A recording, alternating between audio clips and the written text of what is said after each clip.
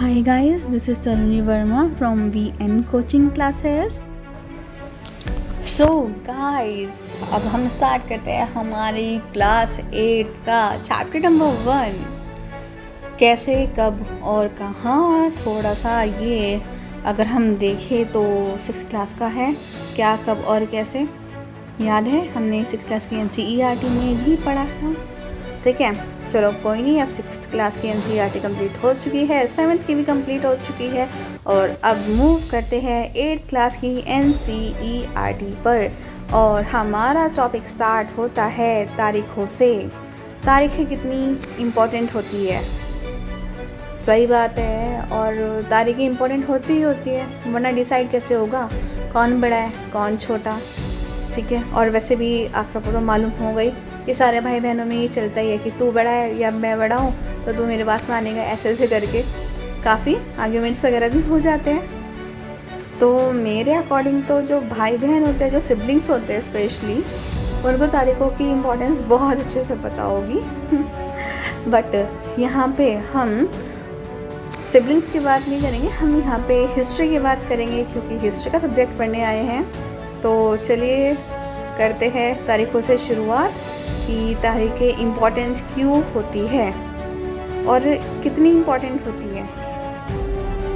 यहाँ पे थोड़ा सा रेफरेंस दिया हुआ है कि तारीखों के बारे में कि तारीखें इम्पॉर्टेंट क्यों होती है। इतना तो हमें भी मालूम है तारीखें इम्पॉर्टेंट क्यों होती है, बट थोड़ा सा जो इसमें दे रखा है वो भी रीड कर लिया जाए। हम आसपास कुछ चीज़ें ऐसे देखते हैं जो हम काफ़ी टाइम से, क्या हम बचपन से देखते आ रहे हैं, जैसे बस, ट्रेन, कार वगैरह वगैरह। ठीक है, अब ये वाली चीज़ें हमारे लिए ना नॉर्मल हो चुकी है। बट क्या कभी सोचा है कि जो आज के हम कप है, कप जिसमें हम चाय पीते हैं, इनकी शेप ऐसी अब है तो पहले कैसी थी? क्या पहले भी कप ऐसे ही बनते थे? क्या इसी मटेरियल से बनते थे कप या कोई और मटेरियल यूज़ किया जाता था? और हम न्यूज़ देखते हैं, आजकल फ़ोन्स देखते हैं, फ़ोन से हमें एक दूसरे के बारे में मालूम पड़ जाता है। जब फ़ोन नहीं थे, इवन जब पोस्ट ऑफिस वगैरह भी नहीं थे, उस टाइम कम्युनिकेशन कैसे होता था। ठीक है, तो ऐसे ऐसे करके हमें मालूम पड़ता है कि किसी भी चीज़ का विकास किस क्रम में हुआ है। इस तारीख से ये कुछ होना शुरू हुआ, इस तारीख से ये कुछ हुआ, या इस तारीख पे ये कुछ पर्टिकुलर चीज़ हुई। ठीक है, तारीखें इसलिए इम्पॉर्टेंट है और एक बार आप इसको रीड आउट भी कर लेना। और फ्रंट पेज पे ही एक फ़ोटो दे रखी है। इस फोटो में शो किया जा रहा है कि ब्राह्मण ब्रिटानिया को शास्त्र भेंट कर रहे हैं। जेम्स नेरेल द्वारा तैयार किए गए पहले नक्शे का आवरण चित्र है। ठीक है, अब आप कहेंगे ये क्या झोल है? ये झोल यहाँ पे देखिए कैसे बताया गया है कि रॉबर्ट क्लाइव ने रेनेल को, रॉबर्ट क्लाइव उस टाइम ब्रिटेन की साइड से हेड बना हुआ था इंडिया में, तो उसने रेनेल को बोला कि हिंदुस्तान के नक्शे तैयार करो। तो रेनेल ने अपनी ब्रिटिश सत्ता को ऊपर दिखाने के लिए यहाँ पे क्या शो किया गया है कि जो ब्राह्मण लोग हैं ना, ब्राह्मण, वो अपने शास्त्र ब्रिटेन को दे रहे हैं स्वेच्छापूर्वक। भारत के लोग स्वेच्छापूर्वक अपने पवित्र ग्रंथ ब्रिटिश सत्ता को दे रहे हैं। और मतलब वो ये दिखाना चाह रहा है कि अपने पवित्र ग्रंथ जो ब्राह्मण लोग हैं वो ब्रिटानिया को दे रहे हैं, ब्रिटेन को दे रहे हैं और कह रहे हैं कि हमें बचा लो या फिर हमारी भारतीय संस्कृति को बचा लो। ये यहाँ पे रेनेल ने शो करने की कोशिश की है। वैसे आप जो ये लिखा हुआ है इसको एक बार पढ़ लीजिएगा, बट इसका छोटा सा रेफरेंस मैं आपको यहाँ पे दे देती हूँ। तारीखें बताती है कि किस टाइम किसी का बर्थ हुआ, ठीक है, किसी की डेथ कब हुई, या फिर जो भी कोई राजा या फिर महाराजा है वो उसकी ताजपोशी कब हुई, ठीक है, उसको राज्य कब मिला, या फिर भाई उनके यहाँ पे उत्तराधिकारी कब बने। ठीक है, इस तारीख की, इन चीज़ों की हमें ना तारीख तो मिल जाती है और डेफिनेट बेसिस पे भी मिल जाती है। बट आप मुझे एक बात बताइए कि इंडिया में लोगों ने चाय पीना कब से शुरू किया? ठीक है, इंडिया में लोगों ने कब फील किया कि अर्थव्यवस्था में चेंजेस हो रहे हैं या फिर राष्ट्रव्यापी आंदोलन है, वो किस डेट से पर्टिकुलर स्टार्ट हो रहे हैं। ठीक है, और जैसे हमारी 1857 की क्रांति ही ले लीजिए, बोला जाता है कि एक पर्टिकुलर डे था उस दिन, तो गाय और सूअर की चर्बी लगे कारतूसों से जब बोला गया इंडियंस को कि आप इसको मुंह में दो और तब फेंकना है, तब इंडियन सोल्जर्स को मना कर दिया। ठीक, मंगल पांडे उसके हेड माने जाते हैं। बट आप मुझे एक बात बताइए कि जो ये चिंगारी सुलगी थी, क्या एक ही दम सुलग गई? भाई किसी ने कहा और लो हम युद्ध के लिए रेडी हो गए, पहले सब कुछ सही चल रहा था? नहीं, काफ़ी टाइम से इस चीज़ की भूमिका पनप रही थी, चल रही थी। बस वो तो एक मेन रीज़न माना जाता है क्रांति का। बट हिस्ट्री के अकॉर्डिंग वो डेट्स ज़्यादा इम्पॉर्टेंट होती है जिन डेट्स के आसपास कुछ भी बड़ा हुआ है इतिहास में। ब्रिटिश लोगों ने जो इतिहास लिखवाया उसमें उन लोगों के अकॉर्डिंग गवर्नर जनरल और वॉरेन हेस्टिंग्स के शासन से शुरू होते हैं और आखिरी वायसराय लॉर्ड माउंटबेटन के साथ ख़त्म होता है। ठीक है, और हम और भी आगे पढ़ेंगे भाई कौन कौन से गवर्नर जनरल आए, कौन कौन से वायसराय आए। ठीक है, बट जो अब के इतिहासकार हैं, जो अब के हिस्टोरियंस हैं, वो लोग क्या देखते हैं कि सिर्फ राजा महाराजाओं की ज़िंदगी नहीं, उस टाइम आम लोग भी अपनी ज़िंदगी कैसे जीते थे।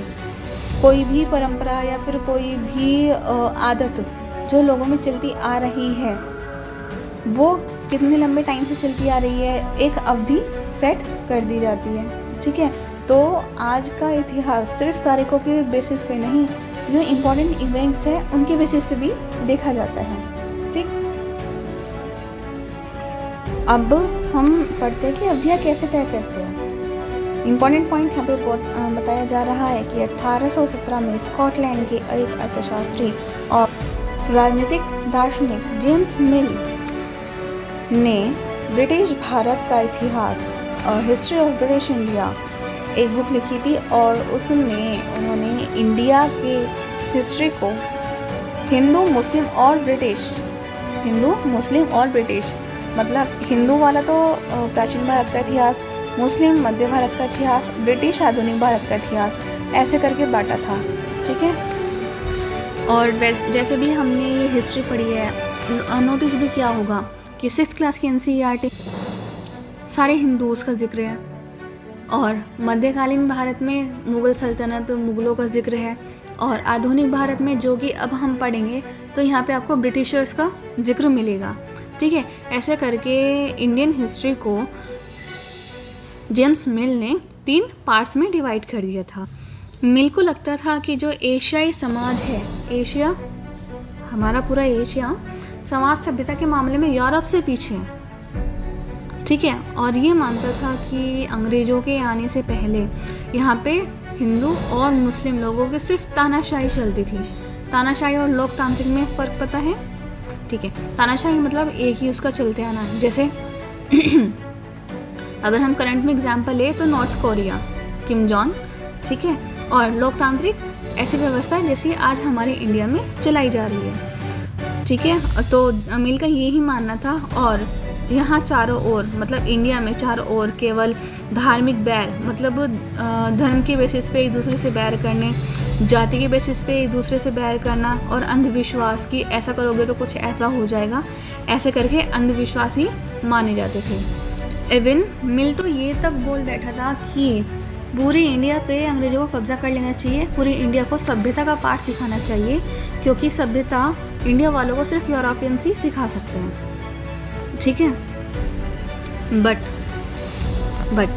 हम ये कालखंड विभाजन एक्सेप्ट नहीं कर सकते। क्यों? क्योंकि बताया गया है कि हिंदू, फिर मुसलमान और फिर ब्रिटिशर्स। पर आप मुझे एक बात बताइए कि उस टाइम हिंदू शासक, ठीक है, मुसलमान शासक, ब्रिटिश शासक, तो क्या सिर्फ जो शासक ही होते थे वही हिस्ट्री लिखते थे, वही हिस्ट्री का पार्ट थे? उस टाइम की जो आम जनता थी क्या वो नहीं कोई मायने रखती थी?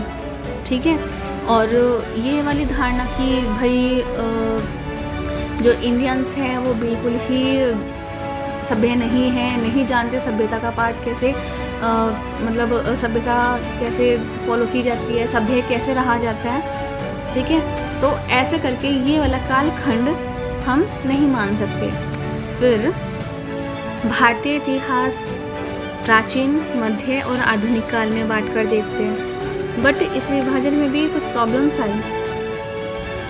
प्रॉब्लम्स ये थी कि आधुनिक काल को विज्ञान, तर्क और लोकतंत्र, मुक्ति, समानता जैसी आधुनिक चीज़ों के लिए ही माना जाता है कि इस काल में इन चीज़ों का विकास हुआ।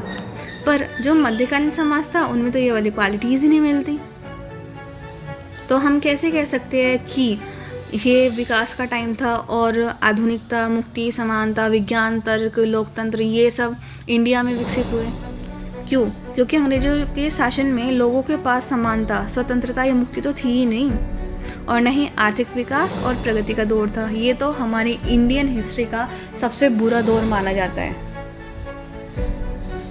इवन मुगल काल में भी जब मुगल भारत आए, कुछ ही लोगों ने तो लूटा, बट जो कुछ शासक आए उन लोगों ने क्या किया? भारत में विस्तार ही तो किया, भारत में विकास ही तो किया। अर्थव्यवस्था हमने जैसे भाई 6th क्लास और 7th क्लास के NCERT में पढ़ा है कि काफ़ी सारे मुगल शासकों ने अच्छी अच्छी नीतियाँ निकाली, जिसकी वजह से काफ़ी विकास हुए, काफ़ी चित्रकला को प्रोत्साहन दिया गया, काफ़ी कलाओं को प्रोत्साहन दिया गया। बट अंग्रेज़ों के टाइम में तो कुछ भी नहीं था, जो था वो भी छिन गया था इंडिया से। तो इसलिए अंग्रेज़ों के शासनकाल को आधुनिक काल कुछ हिस्टोरियंस ना मानकर औपनिवेशिक युग कहते हैं। औपनिवेशिक युग क्या होता है ये अब हम पढ़ेंगे। औपनिवेश क्या होता है? उपनिवेश मतलब कि जब किसी भी देश की अर्थव्यवस्था और राज्य व्यवस्था पे कोई दूसरा देश कब्जा करे, वो भी अपने फ़ायदे के लिए। ठीक है, जैसे ब्रिटिशर्स ने क्या किया? अपने खर्चे निपटाने के लिए राजस्व वसूल किया। ठीक है, अपनी ज़रूरतों की चीज़ों को सस्ती कीमतों पे खरीद लिया। निर्यात के लिए जो महत्वपूर्ण फसलें थी ना, सिर्फ उसी की खेती करवाई। ठीक, और जो इसके अलावा जो थोड़ी कम महत्वपूर्ण थी उसकी खेती ही नहीं करवाई। ठीक है, इससे भी ज़्यादा प्रॉब्लम आ गई। और इस तरह से ना ब्रिटिशर्स ने, जब बोला गया ना यहाँ पे, जब एक देश पर दूसरे देश के दबदबे से इस तरह के राजनीतिक, आर्थिक, सामाजिक और सांस्कृतिक बदलाव भी आ जाते हैं, तो इस प्रक्रिया को औपनिवेशिकरण कहा जाता है। ठीक है, बट जो ये चेंजेस हो रहे थे सब वर्ग के लिए सेम नहीं थे, डिफरेंट थे। तो इसी वजह से हमारे 6th क्लास की NCERT में भी बताया गया था कि ये जो बुक्स हैं, इन बुक्स का टाइटल हमारा अतीत होने की जगह हमारे अतीत, ठीक है, यानी कि कई अतीतों पर केंद्रित ये नाम दिया गया है। प्रशासन अभिलेख तैयार करना। अंग्रेजों का मानना था कि कोई भी निर्देश हो, कोई भी योजना हो, कोई भी फैसला हो, ठीक है, इसको साफ साफ पेपर पे या फिर कागज़ात पे लिखना ज़रूरी होता था और उनका रिकॉर्ड भी रखना होता था, ताकि फ्यूचर में अगर इसकी ज़रूरत पड़े तो इसको यूज़ किया जा सके और एज अ प्रूफ उसको शो किया जा सके। ठीक है, तो आज हम इंडिया में जो देखते हैं ना कि भाई कोई भी लेटर आ रहा है, भाई क्या बोलते हैं, भाई वो सरकारी लेटर आया है उसके पास, या फिर अगर कोई बंदा ज्वाइन करता है, ठीक है, किसी की मान लीजिए गवर्नमेंट जॉब लग गई तो उसके पास अपॉइंटमेंट लेटर आता है। ठीक है, तो जो इस टाइप की जो लेटर्स होते हैं या फिर इस टाइप की जो ये चीज़ें होती है जो लिखित रूप में होती है, ये अंग्रेज़ों के शासन के टाइम से शुरू हुई, क्योंकि इन लोगों का मानना था कि चीज़ें जितनी लिखित में होगी उतना ही अच्छा होगा और फ्यूचर रेफरेंस के लिए भी काफ़ी अच्छा रहेगा। 19वीं सदी के शुरुआती सालों में दस्तावेजों को बहुत सावधानीपूर्वक नकलें बनाई जाती थी, और नकलें कौन तैयार करता था? हुसैनवीसी या फिर सुलेखनवीस। हुसैनवीसी मतलब जो उसकी नकल कर सके, या सुलेखन जो अच्छी राइटिंग में, सुलेख अच्छी राइटिंग में उसको लिख सके। बट 19वीं सदी के मध्य तक छापखानों का मतलब प्रिंटिंग प्रेसेस होती है, उनका विकास हुआ, और एक प्रति की और एक किसी भी दस्तावेज की कई प्रतियाँ मतलब कई फ़ोटोकॉपीज़ बनाई जाने लगी। अंग्रेज़ों के टाइम में सर्वेक्षण भी बहुत ज़्यादा इम्पोर्टेंट हो चुके थे। सर्वेक्षण मतलब अच्छे तरह से जांच पड़ताल निकालना कि मान लीजिए कोई भी पर्टिकुलर गांव है, उस गांव की मिट्टी कैसी है, उस गांव के लोग कितने हैं, कौन कब जन्म लिया, कौन किसकी मृत्यु कब हुई, ठीक है, वहाँ के पेड़ पौधे कैसे हैं, वहाँ के जीव जंतु कैसे मिलते हैं, ठीक है, और वहाँ का स्थानीय इतिहास क्या है, ठीक है, गाँव कैसे बसा, कौन कौन लोग यहाँ पे क्या किया करते थे, ठीक है। ऐसे ऐसे करके उन लोगों ने सर्वेक्षण चलाना शुरू किया और 19वीं सदी के आखिर से जनगणना भी की जाने लगी हर 10 साल में, ठीक है, ताकि वो हर चीज़ पर कंट्रोल रख सके, हर चीज़ की उनको नॉलेज हो, क्योंकि अंग्रेज़ों का मानना था कि अगर आपको किसी भी स्थान पर अच्छे से शासन करना है तो वहाँ की सारी जानकारी आपके पास होनी चाहिए, ठीक है। बट जो ये ऑफिशियल रिकॉर्ड्स है, जो अधिकृत रिकॉर्ड है, इनसे हमें क्या मालूम नहीं पड़ता, ठीक है। ये हमारा टॉपिक है और इसके एक्सप्लेनेशन में ये बोला जा रहा है कि हाँ, ये मानते हैं कि इनसे काफ़ी चीज़ों को मालूम पड़ता है और ये भी मालूम पड़ता है कि जो सरकारी ऑफिसर्स थे वो क्या सोचते थे, किस किस चीज़ में उनका इंटरेस्ट था। बट इससे हमें ये मालूम नहीं पड़ता कि देश के दूसरे लोग क्या महसूस करते हैं। इन रिकॉर्ड्स में तो सिर्फ वही लिखा गया है ना जो ऑफिसर ने रिपोर्ट तैयार की है। फिर इसके लिए जो डायरिया हो गई, तीर्थ यात्रा और यात्रियों के संस्मरण हो गए, या फिर जो लोकप्रिय पुस्तक हो गई, पुस्तिकाएं हो गई, ये चीज़ें ज़्यादा इम्पोर्टेंट हो जाती हैं, ठीक है। और जैसे जैसे छापखानों का विकास होता रहा, लोग अपने अपने विचार भी प्रस्तुत करने लगे और अपने विचार जनता तक भी फैलाने लगे। बट इससे भी वाली प्रॉब्लम सामने सॉल्व नहीं होती कि भाई और दूसरे लोग क्या महसूस करते हैं, क्योंकि इनमें सिर्फ वही लिखा होता था जो पढ़े लिखे लोग महसूस करते हैं। बट जो लोग पढ़ना नहीं जानते, जो आदिवासी है या फिर जो गांव में रहते हैं, जिनको पढ़ाई लिखाई का कुछ पता ही नहीं, उन लोगों के बारे में कैसे मालूम पड़ेगा, वो लोग क्या महसूस करते हैं या क्या नहीं करते, वो कैसे मालूम पड़ेगा। इसके लिए हमें आगे के चैप्टर्स पढ़ने होंगे। सो गाइस, इसी के साथ हमारा चैप्टर नंबर 1 क्लास 8 का कंप्लीट होता है।